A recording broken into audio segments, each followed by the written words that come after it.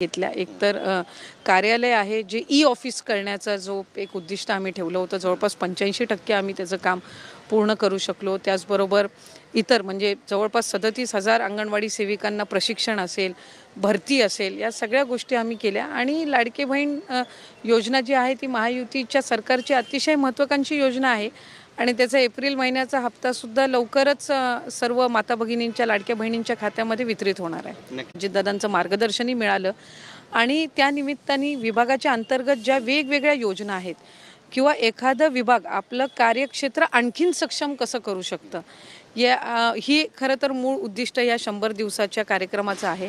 आणि ते साध्य करत असताना आज महिला व बालविकास विभागाला आम्हाला यश प्राप्त झालं. हे फक्त आम्हाला पुढचं काम अधिक चांगल्यापणे करण्यासाठी प्रेरणा देणारं आहे.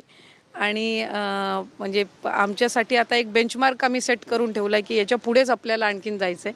80%च्या पुढेच गुण मिळवायचे आहेत. त्यामुळे मी या निमित्ताने विभागाच्या ज्या माझ्या राज्यमंत्री आहेत मेघनाताई, त्याचबरोबर आमचे सचिव आहेत अनुपजी, विभागाचे आमचे दोन्ही विभागाचे आयुक्त, सर्व कर्मचारी, अंगणवाडी विकास असतील, महिला बालविकासचे असतील, मी सगळ्यांचेच आभार मानेन आणि अभिनंदन करेन.